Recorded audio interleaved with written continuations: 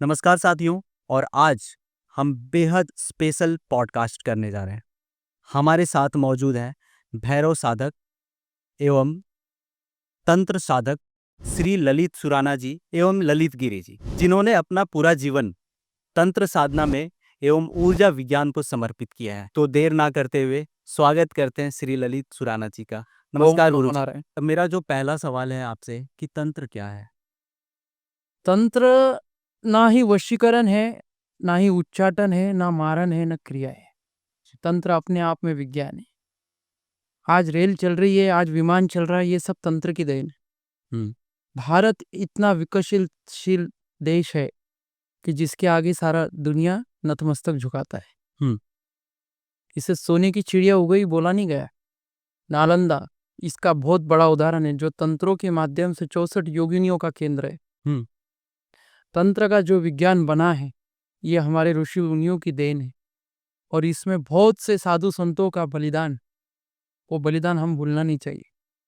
तंत्र को आप कुछ गलत चीज से ना लेते हुए आप तंत्र को समझो।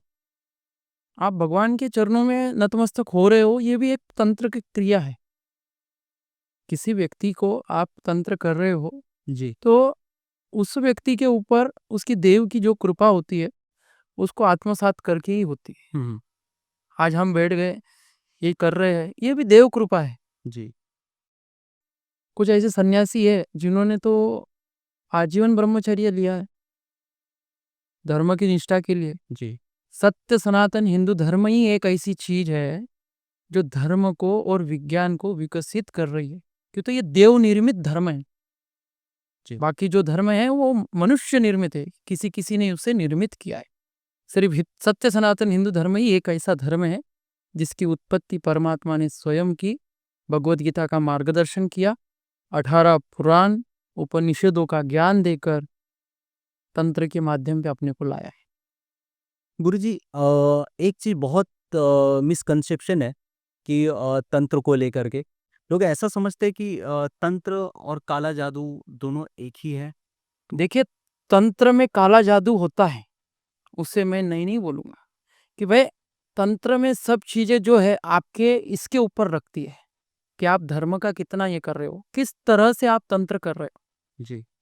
तंत्र में भी आप 8 साल दे दिए, 10 साल दे दिए, 25 साल दे दिए, ये उसकी लिमिट नहीं है। तंत्र आप प्रगतिशील हो तो मेरे पिछले जन्म के कुछ तो बहुत कुछ पुण्य है जो मैं कुछ तंत्र साधना करते आया हूँगा या किसी मंत्र का जाप करते आया हूँगा, जी। इसमें मैं अग्रसर हुआ और आज इतनी कम उम्र में भी मैं आपके सामने बैठा हूँ।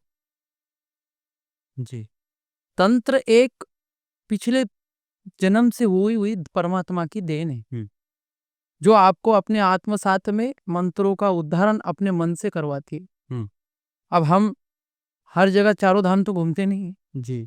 ब्रह्म मुहूर्त में उठते हैं, हम्म। ध्यान करते हैं, हमारे को आज जाना है, समझ लो कि मुझे वैष्णो देवी के दर्शन को जाना है, ध्यान कर लिए, मुझे माता के दर्शन करवाए, आत्मचिंतन से हम उनके दर्शन करते हैं। हम्म। आप बोलेंगे वो सवाल करती है, जवाब करती है, क्या उत्तर देती है, वो भंगड़ में मेरे को नहीं पड़नी कि जी। भाई मेरे को दर्शन हो गए, हो गए। एक चीज आपसे मैं और जानना चाहूंगा, ये जैन तंत्र और हिंदू तंत्र दोनों में कितना डिफरेंस है? देखिए, जैन तंत्र जो है, जैन समाज जो है, जी। वो आर्यावर्त का है। इसका ज्वलंत उदाहरण आपको गिरनार में देखने को मिलेगा। भगवान श्री कृष्ण के जो भाई है, उनका नाम जो जैन तंत्र में लिया जाता है नेमिनाथ दादा। क्या ना? नेमिनाथ दादा निमिनाथ दादा। जो जैन के समाज के बहुत बड़े तीर्थंकर है। ओके। भगवान श्री कृष्ण के जो भाई हैं बलराम। बलराम की नहीं, उनके वंशज है ओके। नेमिनाथ दादा। अच्छा। आप उसको ये करो। और नेमिनाथ दादा भी आर्यवर्ती है, महावीर स्वामी भी आर्यवर्ती है। इन्होंने धर्म का आचरण आज भी कर रहे हैं कि पहले जैसे धर्म में रहते थे कि भाई सफेद वस्त्र धारण करना, जी। निवस्त्र रहना, साधना करना, तप करना, रात में खाना नहीं। अपने ऋषि मुनि भी रात में भोजन नहीं करते थे। गुरुजी, आपका भी दिनचर्या कुछ ऐसा ही है कि आप रात में भोजन नहीं करते? ऐसा तो बहुत कुछ होता है, समय के इसमें दिनचर्या होती है, ब्रह्मचर्य भी होता है। अब मैं गृहस्थी होने के बावजूद भी 27 दिन का मेरा ब्रह्मचर्य रहता है। और एक चीज़ विशिष्ट मैं आपसे यहाँ पे थोड़ा-सा रोकना चाहूँगा कि जैसा कि आपने कहा कि आप गृहस्थ हैं, आपके पूरे परिवार हैं। तो मैंने ऐसा देखा है कि जो तंत्र साधक होते हैं या जो साधु संत होते हैं, आमतौर पर उनके परिवार होते हैं लेकिन वो उनसे दूर रहते हैं।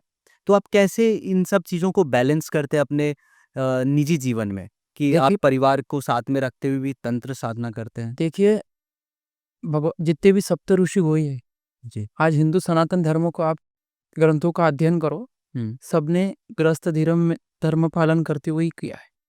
हाँ। और गृहस्थ धर्म पालना ही धर्म की अनुसूची में आता है। ऐसा होता तो भगवान श्री कृष्ण ने विवाह क्यों किया? भगवान शिव ने विवाह क्यों किया? बिल समझ रहे हो बात को? बिल्कुल। मैं गृहस्थी हूँ, तो गृहस्थी में सबसे ज्यादा एनर्जी मैं कलेक्ट कर सकता हूँ, हुँ। जो ब्रह्मचारी में नहीं कर सकता। ब्रह्मचारी में बंधन आ जाता है। जरा सा मैंने किसी स्त्री को देख लिया या किसी को देख लिया, मेरा ब्रह्मचर्य टूट गया।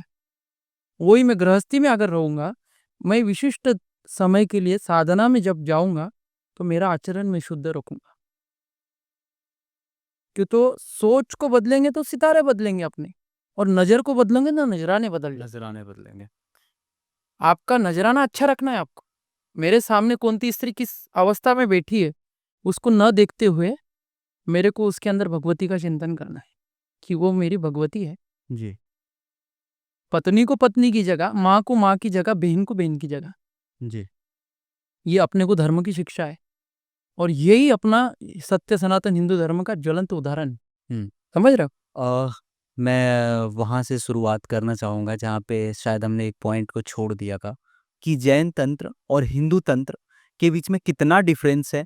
एक तो आपने बताया था कि भगवान श्री कृष्ण के जो भाई थे तो वो तो आपने एक बता ही दिया। लेकिन बाकी साधना के दौरान क्या प्रक्रिया के बीच में भी कुछ ऐसी दूरियाँ हैं? देखिए, मैं तो आपको आप शुद्ध शब्दों में बोलूंगा जी। कि सत्य सनातन हिंदू धर्म और हिंदू धर्म से जुड़ा हुआ जैन धर्म है। त्याग की परिमूर्ति हिंदू धर्म में भी आपको मिलेंगी, और त्याग को आपको अगर नजदीक से देखना है, जी। तो जैन साधु को देखो, जी।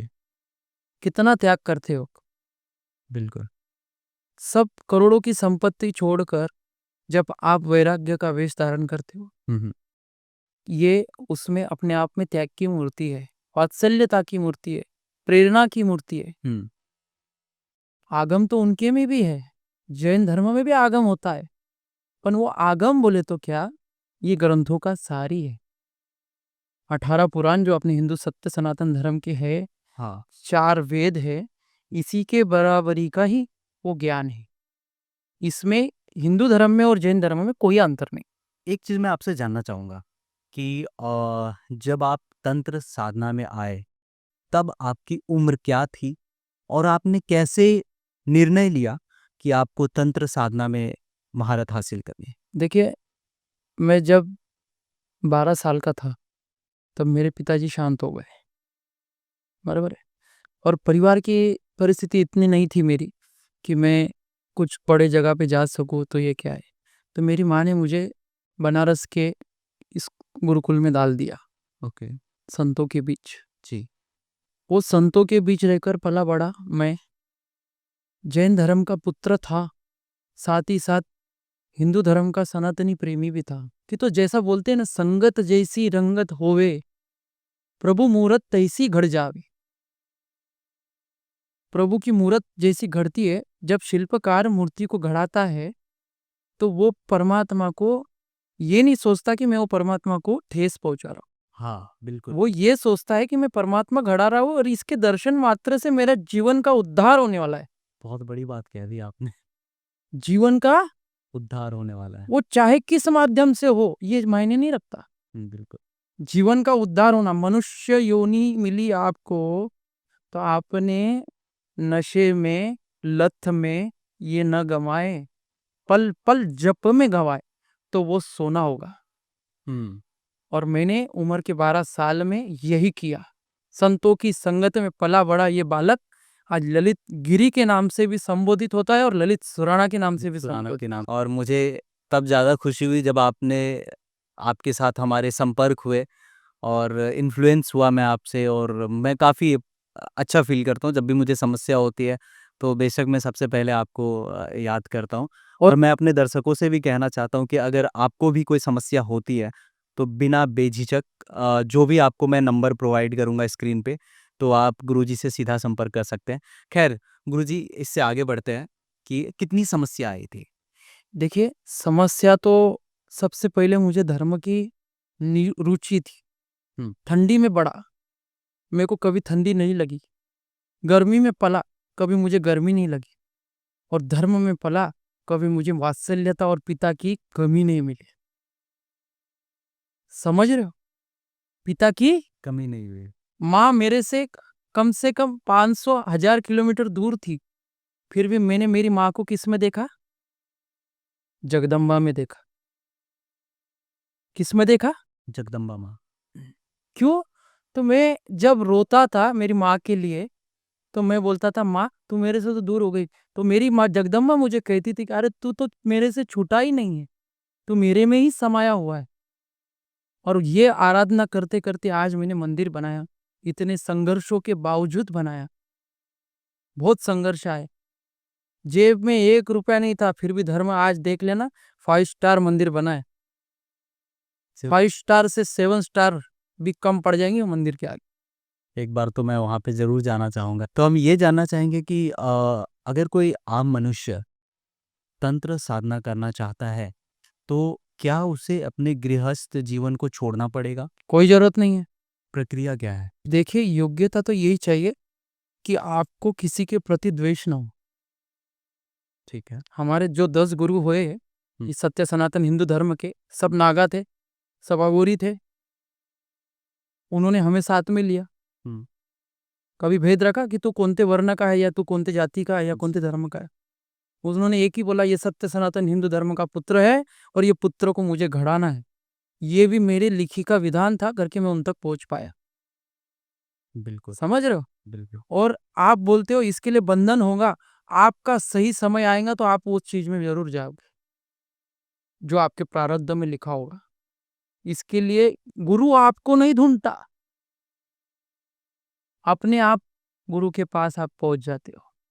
जी। मैं ढूंढते नहीं फिरूंगा आपको कि मेरा चेला यहाँ मिलेगा, मेरा चेला वहां मिलेगा। ये नहीं। आपको नियति आपके गुरु के पास, गुरु के पुण्योदय के पास, आपके गुरु मंत्र के पास अपने आप ले जाएंगे। और यही मेरे जिंदगी का ज्वलंत उदाहरण। जितने भी मैंने गुरु मंत्र प्राप्त किए, जितनी भी मैंने साधना की उम्र के 12 साल से, ये मेरे गुरु की ही देन है और मैं उन्हें ही समर्पित करूंगा। एक चीज़ मैं आपसे और जानना चाहूँगा, क्योंकि आप इतना साधना करते हैं, इतना तंत्र में विलीन रहते हैं, तो कभी आपको ऐसा एहसास हुआ कि आप परमात्मा से संपर्क कर रहे हो? देखिए, परमात्मा एक्चुअली क्या है पता है आपको? आपके अंतःकरण में बैठा हुआ अच्छा तत्व है। हुँ। दुनिया में आप परमात्मा को मत ढूंढो, किसी मूर्ति में आप परमात्मा को मत ढूंढो। आपके अंतःकरण में परमात्मा की ज्योत विराजमान है। जब आपके ये प्राण जाएंगे, वो ज्योत नश्वर होगी और वो शव हो जाएगा। वो जी। परमात्मा अपने अंदर है। वो चाहे किसी वर्ण का हो, किसी धर्म का हो, उसका इष्ट उसके अंतःकरण में विराजमान है। मैं तो बोलूंगा सबसे पहले आप हृदय को हाथ लगाओ और इष्ट का चिंतन करो। आंखें बंद करते हुए वो इष्ट बरोबर नजर आएगा। सिर्फ आपकी नियत साफ हो ना। द्वेष की नियत रहेंगी कि द्वेष ही निकलेगा। राग की नियत रहेंगी तो राग ही निकलेगा। क्रोध की नियत रहेंगी तो क्रोध ही निकलेगा। ये समझ लो। इसके लिए आपका अंतःकरण शुद्ध रखो। परमात्मा आपके हृदय में विराजमान है, ना कि किसी चारों धाम में। अंतःकरण को दृष्टिकोण करो और समाज को सुधारो। आज समाज को जागरूक होने की जरूरत है। गुरुजी, क्या तंत्र साधना के माध्यम से किसी के भाग्य में बदलाव आ सकता है? देखिए, भाग्य की बात करो तो हजारों ज्योतिषी पढ़े, सब बोलते हैं कि ये हो जाएगा, ये हो जाएगा, वो हो जाएगा। उसने अपना जीवन क्यों नहीं परिवर्तित कर पाया? साधु ने वेश धारण किया। साधु ने वेश क्या परमात्मा को पाने के लिए धारण किया? जी। अपने कर्मों की निर्जरा के लिए उसने वेश धारण किया। आज मैं साधना कर रहा हूँ, मेरे पाप काटने के लिए कर रहा हूँ। जी। अगर मैं मोक्षगामी रहता तो ये जन्म भी नहीं मिलता था। ये भाव है परमात्मा को पाने का। सही तरीके से पाओ। जी। किसी का दिल मत दुखाओ, किसी के स्वाद छल कपट द्वेष मत रखो। वो भले ही अपने लिए क्या सोचता है वो परमात्मा देख लेगा, पर आप सभी के लिए समभाव में रहो और सर्वधर्म समभाव के प्रति सबके साथ एकजुट से मिलकर काम करो, तो आपकी तरक्की निश्चित ही होगी। ज्योतिषी और इसके ऊपर मैं विश्वास नहीं रखता हूँ, हाँ नक्षत्रों पे विश्वास करता हूँ, सब चीज करता हूँ। अब मेरे को एक उदाहरण दे दो, पहले आपके दादा हो गए, परदादा हो गए, उनको आपका सही समय पता था, कब जन्मे, उनका सही का समय था, फिर भी उन्होंने अपनी जिंदगी जी। बिल्कुल चाहिए। और इतिहास गवाह है, आज जितनी जिंदगी आप नहीं जिए होंगे, जितना स्ट्रगल आप नहीं करे होंगे, उससे 4 पट स्ट्रगल उन्होंने किया है। बिल्कुल, कोई दो राय नहीं है इस बात में। तो आप ज्योतिष को सिर्फ आपका प्रेरक बनिए, उसका साधन मत बनाइए। अंधविश्वास की दुनिया से बाहर निकलिए, परमात्मा को समझिए, तुम सही हो या गलत है ये मार्गदर्शन करने के लिए आपके गुरु है, वो आपको समय अनुसार जरूर मिलेंगे, सही उपदेश जरूर देंगे। ऐसा मत सोचो कि आप कैसे बनोगे, हर गणेश जी को नारद जी गुरु बने जी। कहीं ना कहीं गुरु उपदेश हुआ ना। दत्तात्रेय भगवान जी का उदाहरण ले लीजिए आप, गिरनार पे विराजमान, उन्होंने किसी किसी को गुरु बनाया, देखिए आपने। हमारे नागांव में बोला जाता है साला 10 बाप की औलाद है, बोलते हैं मुझे साधु ललित गिरी 10 बाप की औलाद है, मैं बोलता हूँ वह ये तो 10 गुरु है मेरे, बिल्कुल। उससे क्या मेरे 10 बाप हो गए? पिता तुल्य ही गुरु होता है, और आपको कंधे से कंधा लगा के चलने वाला ही गुरु होता है। माँ आपको वात्सल्य भाव देगी, नम्रता देगी, पिता आपको संघर्षमय बनाएगा और परिस्थितियों को चुनौतियां देने का काम करेगा, और सही मार्गदर्शन आपको गुरु पिता के रूप में करेगा। एक चीज मैं आपसे जानना चाहूंगा कि तंत्र साधना में जो कई लोग कहते हैं, अब मुझे ये पता नहीं कि सच है या गलत है, कि तंत्र की जो साधना की शुरुआत होती है वो स्मशान घाट से होती है, उस बारे में आप कुछ साझा। देखिए, आप तो पहले शमशान घाट ये जो शब्द अपनाया है जी। ये पंचतत्व, एक मनुष्य का एक शरीर ऐसा होता है जी। जो पंच तत्वों से बना हुआ है, जानवर का शरीर पंच तत्वों से नहीं बना, और इसमें पंच तत्व का अंश होता है, बराबर है। बराबर। और आप जब वो शमशान में उस शव के ऊपर आराधना कर रहे हो, माँ काली को प्रसन्न कर रहे हो, आप शमशान में जाने के बाद, शमशान में इत्र लगाने के बाद भी आप जब कुछ नहीं हो पा रहा है, तो इसका मंत्र है कि भाई वो मतलब है कि वो आप उसके करीब हो। शमशान पंच महाभूतों की एक आहुति है, वो यज्ञ है, चिता एक यज्ञ है और ये एक अनुष्ठान है। तंत्र में उसकी संज्ञा बहुत विस्तार से दी गई। शमशान में ही मनुष्य का शरीर का नश्वर होता है और वो मोक्षगामी होता है या पर स्वर्गगामी होता है। जी। समझ रहे हो? पंचतत्व में विलीन होने का वो एकमात्र साधन है। कभी कोई ऐसा अनुभव जो आप दर्शकों के साथ साझा करना चाहेंगे? देखिए, शुरुआती दिनों के। ज्यादा जुना उदाहरण नहीं दूंगा। हाँ। मैं मणिकर्णिका घाट पर था, जी। करीबन 17 साल का मैं जब था। जी। 17 साल के टाइम पे मेरे गुरु हैं, जी। गुरु का नाम हम लेते नहीं है, हम्म। और गुरु गुरु गुरु मूर्ति होती है, और गुरु की शक्ति जो होती है वो अंतकरण में बैठती है गुरु मंत्र के माध्यम से, और उसका नित्य जप भी होता है। तो ऐसे ही मैं रात के 2 बजे बैठा हुआ था, जी। मेरे गुरु मेरे साथ थे, और तंत्र साधना में कुछ विधान होता है कि पीछे देखना नहीं, कुछ ऐसी चीजें होती है, पीछे मुड़ के नहीं देखना। नहीं देखना होता है। और उस समय मेरे गुरु साधना कर रहे थे, और उस समय गर्मी के दिन थे, तो मैं, चिता की आग गर्म होती है तो गर्मी भी हो रही थी थोड़ी बहुत ऐसी, तो वो इससे मैं थोड़ा उठा पानी पीने के लिए, तो पानी पीने के लिए उठा और बोले बाबू तू उठा क्यों, अच्छा। ऐसी आवाज आई मेरे को। हालांकि मेरा गुरु मेरी साधना में गुरु साधना में थे और गुरु की आवाज आ रही थी पीछे से, ये मेरा ज्वलंत उदाहरण। तू उठा क्यों? क्यों तो क्या होता है, हम जब साधना में बैठते किसी भी साधना तो एक मंडल बनाया जाता है हमारा, वो मंडल के बाहर हम नहीं जाते, चाहे आपको प्यास लगो या कोई रिश्तेदार की आवाज आए या कुछ हो, चुपचाप बैठ गया, अपन बैठ गए उस टाइम। शांति से बैठ गए। मैं समझ गया मेरे को उपदेश हो गया। ये मेरा ज्वलंत उदाहरण है। कभी डर भय नहीं लगा जब आप? अरे मेरे भाई, तंत्र ही डर का नाश करता है। मैं प्राइम मिनिस्टर मोदी के सामने भी बैठूंगा तो यही लैंग्वेज में बैठूंगा। हाँ, नम्रता आएगी मेरे में, थोड़ी बहुत आएगी, भाई प्राइम मिनिस्टर है या कोई है, कुर्सी का सम्मान रहता है ना, मान होता है, प्रोटोकॉल होता है, प्रोटोकॉल होता है, राइट। बराबर है। बिल्कुल। पण आपके अंदर तंत्र जब आप करते हो तो आपकी आवाज में, आपके भाव में, आपकी क्रिया में जगह पे परिणाम हो जाएगा, हम्म। जगह पे हो जाए। ये गुरु की ताकत है और ये तंत्र की प्रभाव है। पहले वो आपके डर को खत्म करता है, डर के आगे जीत है, ये डायलॉग हो गए, सुने ना आप।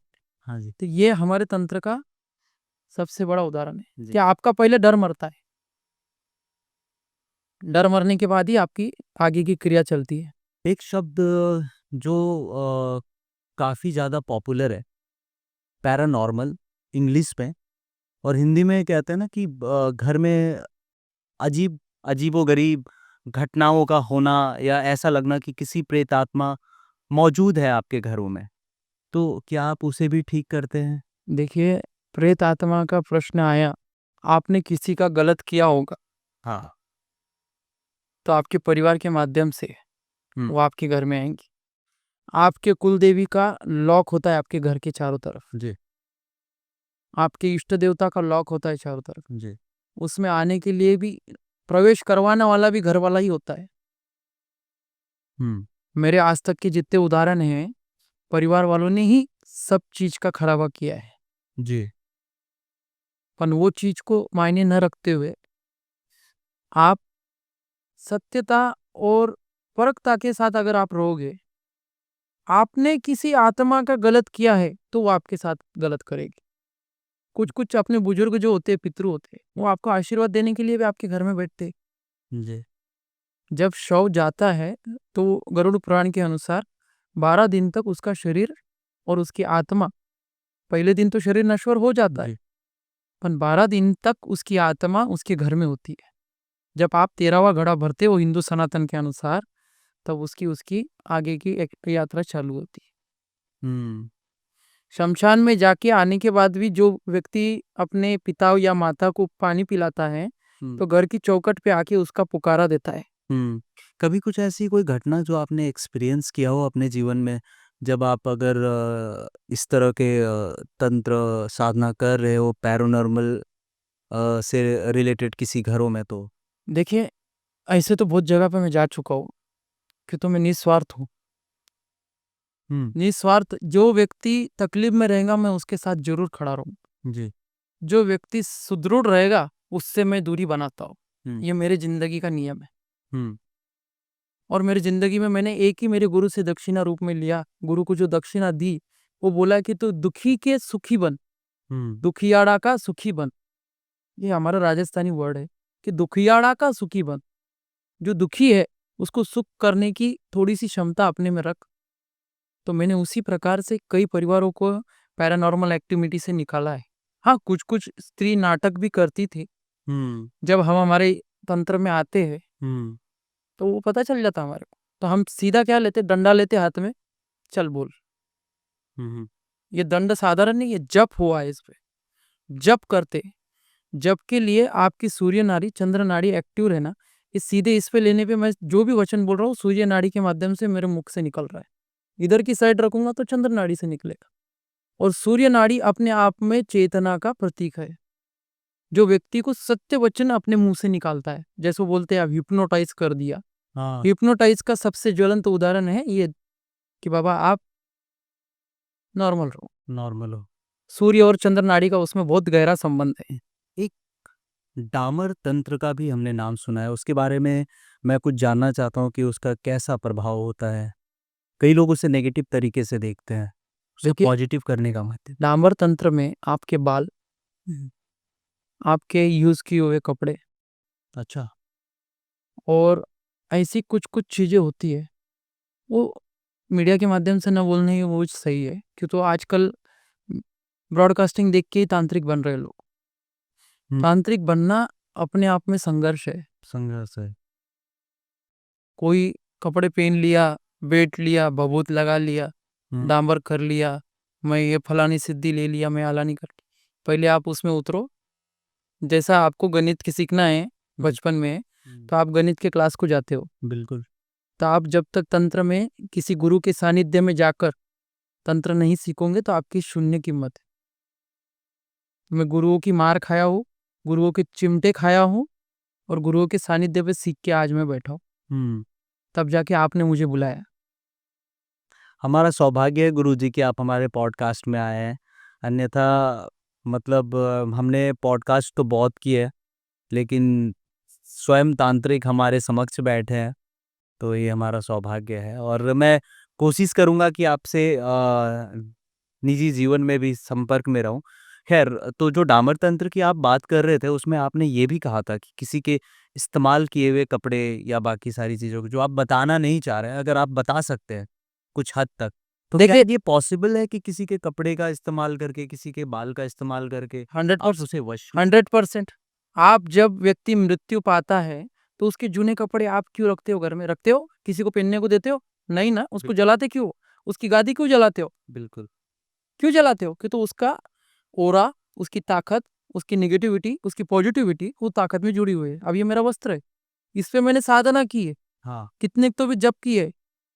ये वस्त्र ऐसा नहीं है, ये शुद्ध पावन वस्त्र है मेरा, कि इस पे मैंने सत्य तो ही बोला और मैंने परमात्मा से जुड़ने की कोशिश की। मैं अभी तक परमात्मा को पा नहीं पाया हूँ। गुरुजी, जैसा कि आपने कहा कि मृत व्यक्ति के कोई भी सामान नहीं रखने चाहिए, वस्त्र तक नहीं रखने चाहिए, तो मैं आपसे ये जानना चाहूँगा कि नए दौर में कई लोग यादों को सजाने के लिए जैसे कि उनका फ़ोन नंबर रख लेते हैं, मोबाइल रख लेते हैं, तो ये रखना सही है या गलत है? देखिए, जब सब चीजें होती है, जब यादों को आप संजोजना ही है, हुँ, तो जीतेपन ही समझिए। बिल्कुल।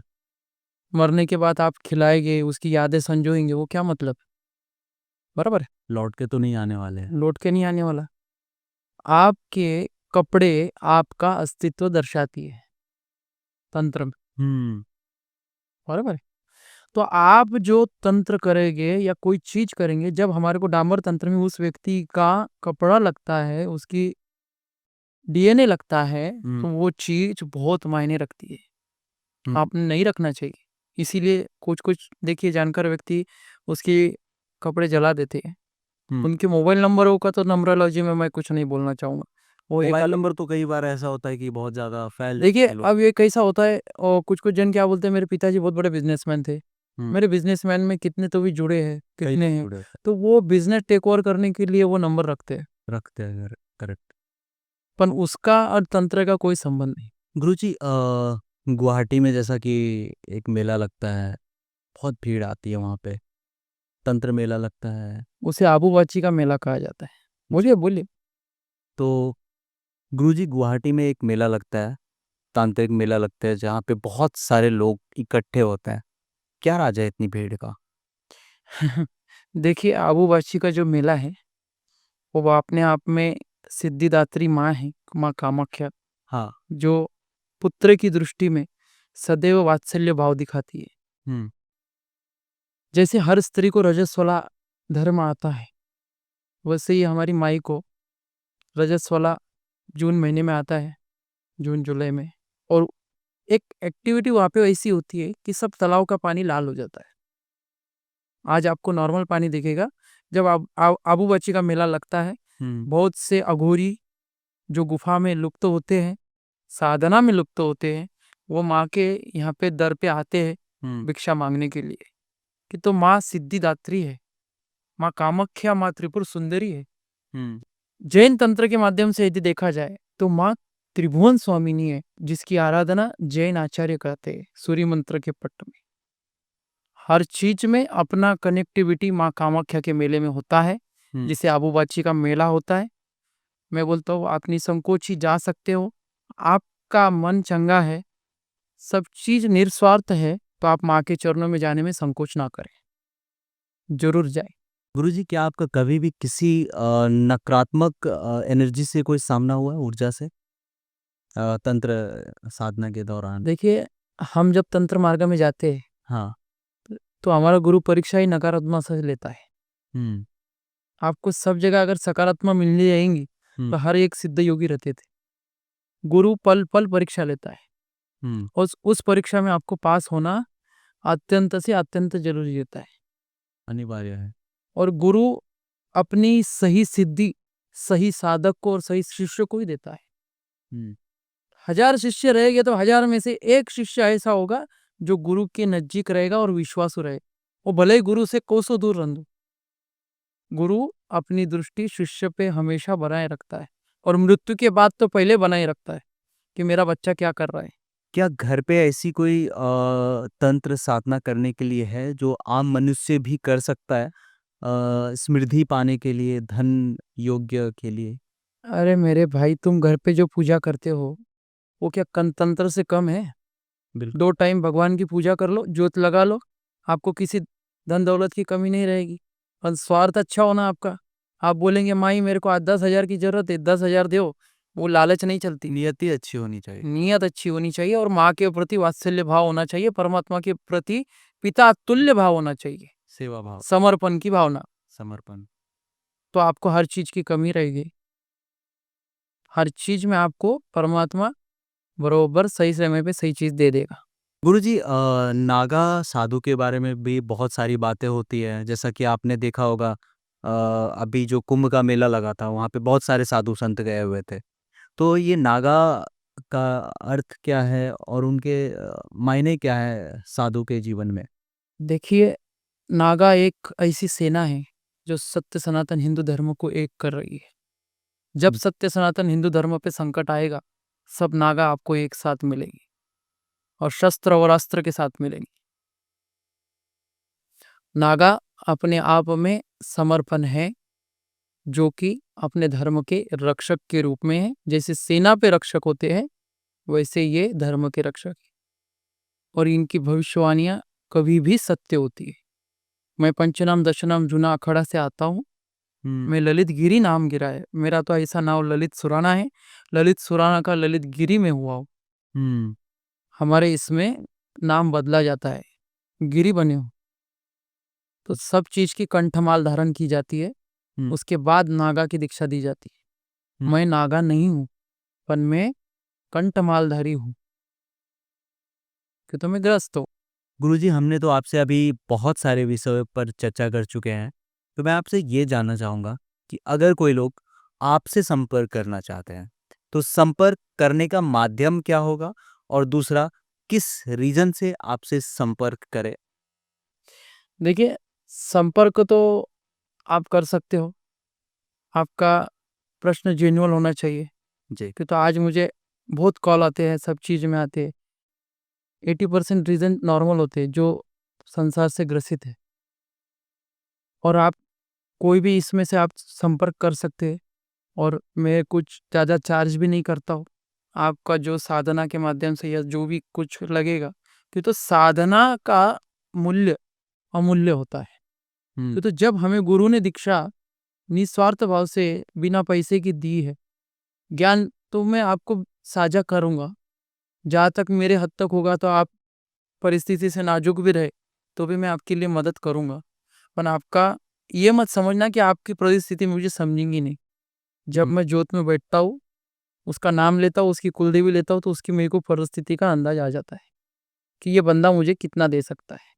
वही मुझे लगता है कि वक्त के साथ साथ जो दक्षिणा का जो तरीका था धीरे धीरे बदला है। बहुत बदल चुका है। आजकल लोग लाख लाख रुपए फीस लेते हैं। जी।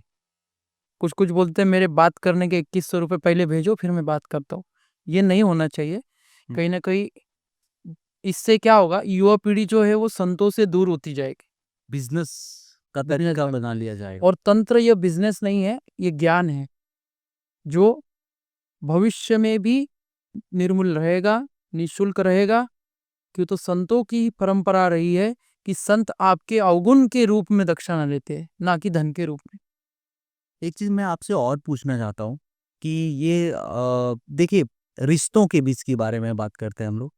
कई बार रिश्तों में बहुत ज़रूरी होता है कि हम बहुत तरह के ऐड देखते हैं जिसमें ये बताया जाता है कि अगर आप घर गृहस्थी में आपकी पत्नी आपका बात नहीं मान रही है, तो आप उसको वश में करें।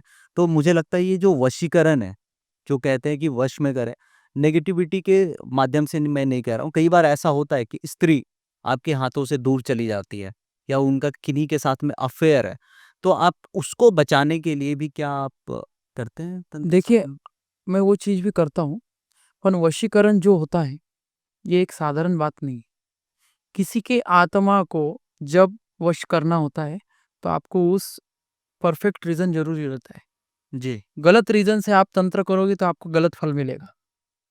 हाँ, वो बिगड़ी हुई है, उसे सुधारना है, तो उसको मार्गदर्शन के माध्यम से उसकी क्या प्रॉब्लम है वो सॉर्ट आउट करके अगर आप करोगे तो आपको निश्चित ही रिजल्ट मिलेगा। और उसको वशीकरण करना ये माध्यम नहीं है। बिल्कुल। वशीकरण यदि करना होता था तो मैं भगवान श्री कृष्ण की प्रतिमा को लेकर ही वशीकरण करता था कि भाई मेरा माधव मुझे बहुत जल्दी मिल जाए। हाँ। ये नहीं होता है और ये अंधविश्वास में आप मत पड़े। ना ही कुछ होने वाला है, ना आपकी दाल गलने वाली है। नहीं, जैसा कि मैंने आपको बताया कि एक फैक्ट रीजन होता है उसमें। कई बार होता है कि बिगड़ जाती हैं लड़कियां, मतलब जो औरतें होती उसका हैं। परफेक्ट रीजन होना चाहिए ना। हाँ, परफेक्ट रीजन। उसका परफेक्ट अभी देखिए, दोनों हाथ से ताली बजती है। बिल्कुल। हाँ, तो आपकी एक ताली नहीं बज रही है, उसका कारण कुछ ना कुछ और होगा। हस्बैंड में कोई प्रॉब्लम होगा, वाइफ में कुछ होगी, या आपके बीच में कुछ मतभेद हुए होंगे। तो आप जब मियाँ बीवी बैठ के बात नहीं करोगे तो ये प्रॉब्लम तीसरे पार्टी को देना ही नहीं चाहिए। बिल्कुल। मतलब आप इस बात को मानते हैं कि इसे ठीक किया जा सकता है तंत्र? 100%, 100%। तो तंत्र क्या सिखाता है, मैं वही बोलना चाहता हूँ। वशीकरण तंत्र नहीं है। आपको आध्यात्मिक ज्ञान देके आपको किसके साथ कैसा व्यवहार करना है, ये तंत्र सिखाता है। जी। तंत्र ये नहीं सिखाता कि आप किसी का बुरा करो। किसी धर्म ग्रंथ में नहीं लिखा कि इसका बुरा करो। जी। आप क्यों करते हो? क्यों ये आडंबर में जा रहे हो? आडंबर से बाहर निकलो। जी। धर्म के प्रति निष्ठा रखो। माता पिता के संस्कार को भूलो मत कि माता पिता ने आपको वशीकरण के माध्यम से बड़ा किया। नहीं, वात्सल्य से बड़ा किया, प्यार से बड़ा किया। जहाँ गलत था वहां शिक्षा दे के बड़ा किया। तो आप तंत्र को वो माध्यम से देखो। वशीकरण, उच्चाटन और मारन मोहन ये तंत्र में मत जाओ। ये सब चीज होती है, पर उसके लिए भी पक्का व्यक्ति होना जरूरी होता है।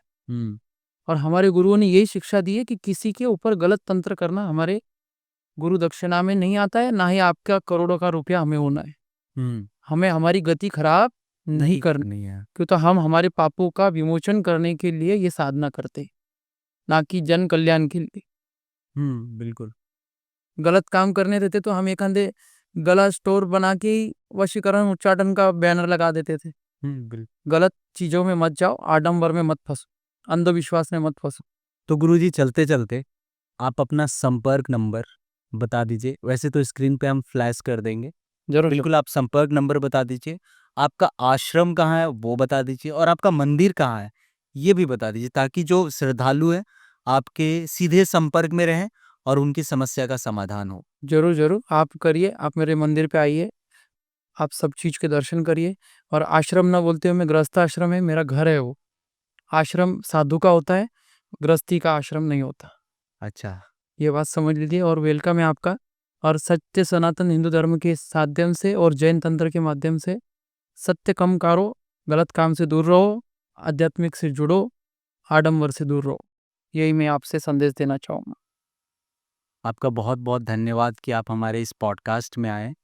और हम आपका भी बहुत धन्यवाद, आपने बुलाया। जी, हम बहुत जल्द कोशिश करेंगे कि आपसे दोबारा संपर्क में आए, और इसी माध्यम से इंटरनेट के माध्यम से लोगों तक आपके विचारों का प्रवाह करवाते रहें। तो बहुत बहुत धन्यवाद।